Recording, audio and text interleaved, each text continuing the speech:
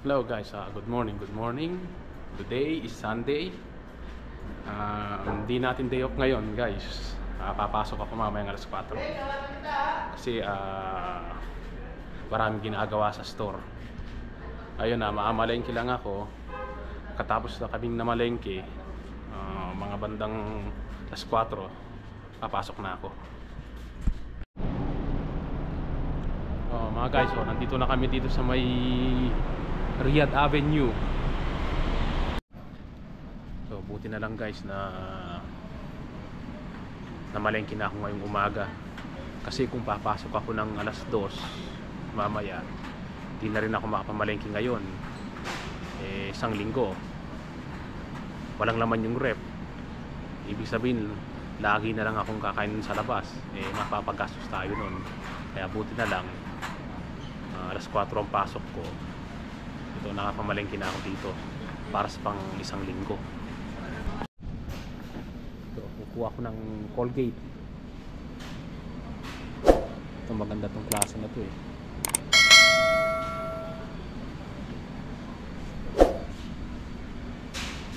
$24.95. Pataas ang presyo niya. Pero maganda naman siya. Yung mga ibang brand. Ito, bili muna ako ng pang sigang mix. Sinigang mix mamasita.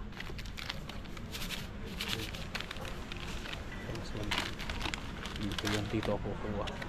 Yan. Nandito lahat nung yung pampalasa. Filipino food.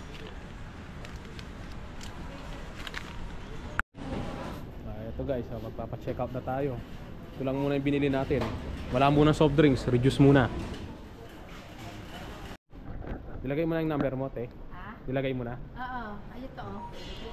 Ilagay ko muna to. 578. Sa akin, 582. Kain muna kami sa taas.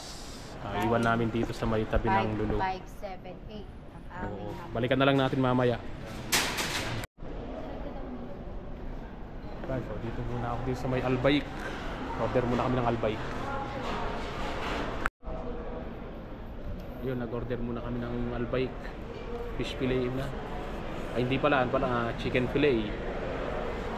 Hindi muna kami nag-roasted. Okay. Nantayin pa raw ng 10 minutes. Dito kami sa may food court ngayon. Sa may Riyadh Avenue. Ayun yung Albaik. Kaso yung Albaik dito walang roasted. Naghihintay pa ako ng 10 to 15 minutes. Si Nate tsaka si Kuya naghihintay pa ng order. Walang masyado kumakain. Ito na mga guys, after 2,000 years dumating na yung order namin. Ang tagal. Kain tayo guys. Kasi coleslaw. Wala namang gusto to Pero naka-order na.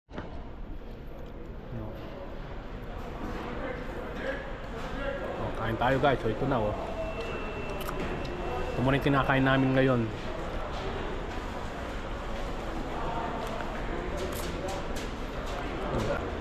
At sa ketchup.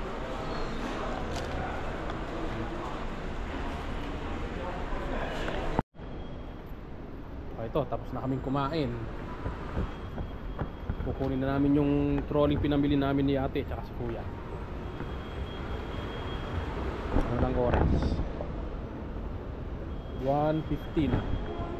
Siguro alas 2 nasa bahay na kami para makapag-ready na rin ako papasok sa trabaho.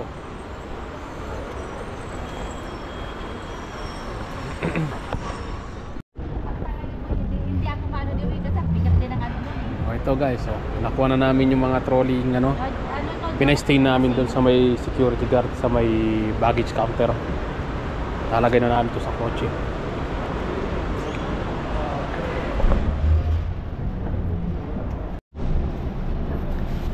Ayun, pinapasok na yung pinamili ni ate yung nagtatrabaho dito sa may Lulu. Sige. Ito, baka may naiwanan. Silkulubay hola.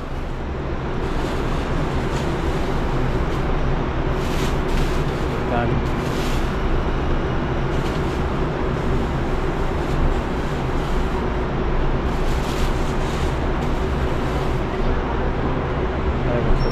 水啊。Aywa. Guys, so dito na kami sa road. Maganda yung taloy ng trapiko ngayon kasi bakasyon pa hanggang ngayon sa mga school, kaya hindi pa masyadong traffic.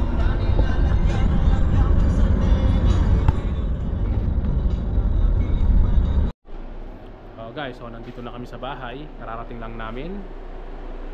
Anyway pala guys, so June 30 pa lang ngayon. Ibig sabihin, compute na tayo ng kuryente.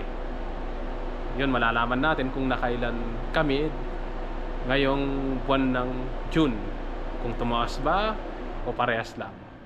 Titignan natin guys. Ito na guys, no? Ito na yung ano, yung kuryenteng reading ko. Ayun na siya.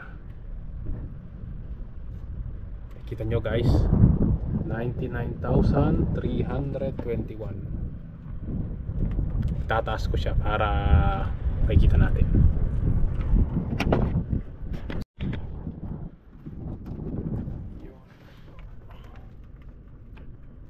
Siya guys, ayun o, 99,321.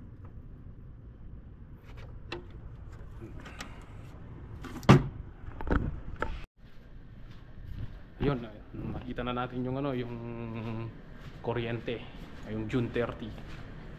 Mamaya ko na i-compute yan pag uwi sa bahay kung nakamagkano. Ito guys, so kukunin ko muna yung pinamili namin, tapos pahinga lang ng konti, 4 papasok na. Hello uli mga guys, ito papasok na ako sa trabaho. Mag-aalas 4 na.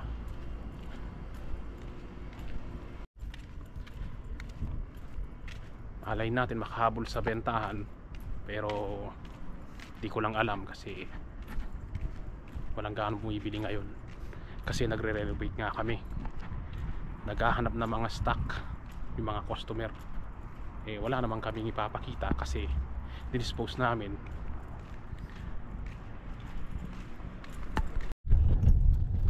Yun, buti na lang nakasakay ako agad sa taxi. Sobrang init sa labas. Bali yung duty ko ngayon, nasa sa akin naman kung anong oras kong uuwi, kasi day off ko naman ngayon. Magbabara sakali lang ako kung merong customer. Sayang naman. Kahit uuwi ako ng mga 2 oras lang, 2 hours, 3 hours o hanggang closing, nasa sa akin yun.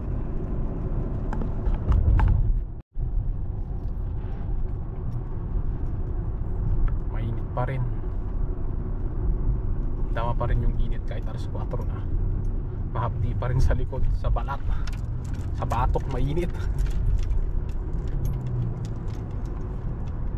Parang binigyan ka ng mainit na plancha. Sobrang init. Ito, dito na ako sa work ulit. Nang init, tirik yung araw. Abdullah Road. Guys, pasok muna ako. Ito na pala yung update guys. Ito na yung showroom namin. Ayun, naka-wall na siya.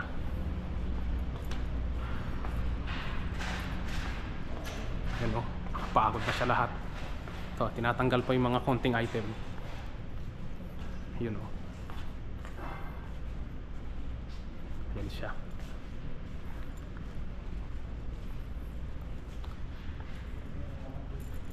Tinanggal na mga wire ng kuryente. Yan. Kasi itong ceiling na to, tatanggalin yung buong ceiling na yan. Tsaka itong mga tiles. Yun o. Yun ang counter banda doon. Hindi pa nila tinanggal. Yan siya.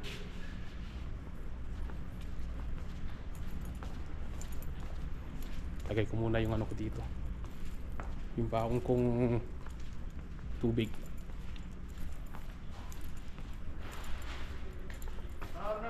Ganesh B, how are you? Fine? Good?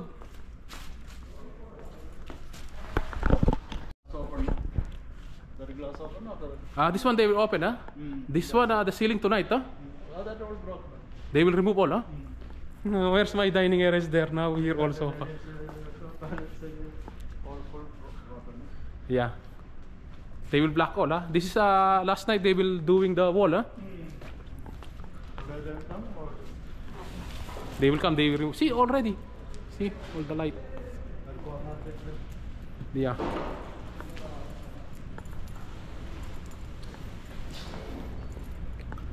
Yun ang mga gamit nila. Pati CR baklas, oh. Yun ang mga CR, yan tinanggal na nila lahat. Dito yung dining ko dati. Oh. Ang bilis nila magtrabaho. Kapag contractor talaga, kapag kontrata, mabilis. Yun ang CR, oh. CR ang pambabae. Yun, oh.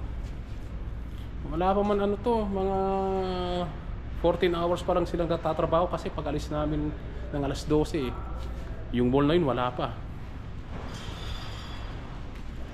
Kung ganito mabilis silang matatapos.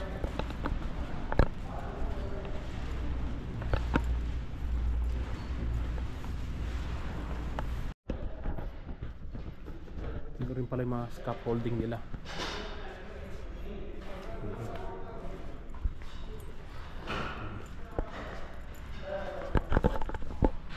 Ito guys, so papasok muna ako. Pupunta muna ako sa counter. Hello mga guys, ito pauwi na ako. Wala, hindi kinaya yung yung budget. Meron sana malaking invoice kaso na-interrupt. No choice tayo doon. Kailangan natin i-accept minsan. Mga guys, ito nandito na ako sa bahay. Hinatid ako ni Sultan, kasama ko si Nabil. Ngayon, luluto muna ako ng pagkain, yung bili ko sa Lulu.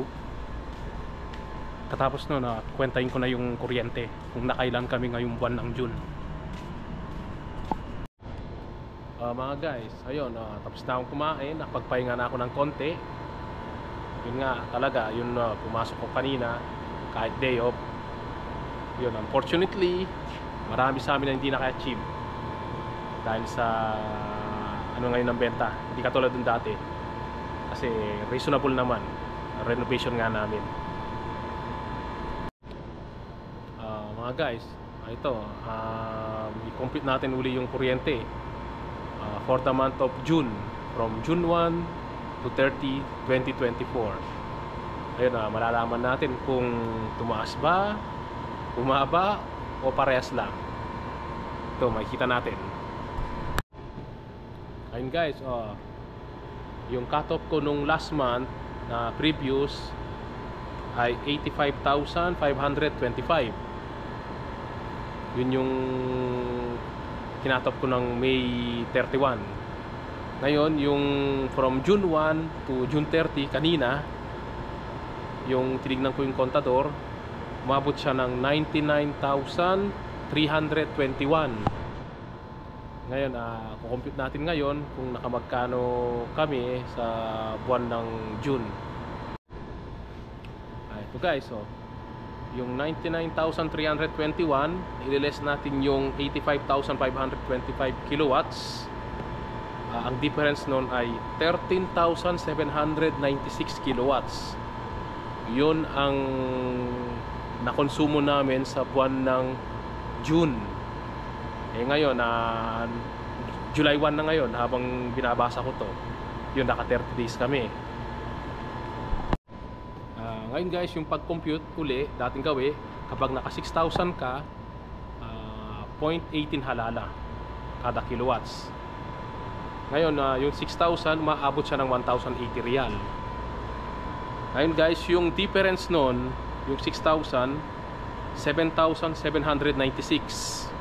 Kasi yung 6,001 hanggang maabot siya ng 13,796, ang difference niya ay 7,796 kilowatts. Yun ay maabot na siya ng 0.30 halala. Yung 7,796 guys, umabot siya ng 2,338.80 halala. Ngayon, kapag kinumpute mo to sa dalawa, 1,080 plus 2,238.80 halala, aabot siya ng 3,418 riyal. Yun guys, 3,418.80 halala.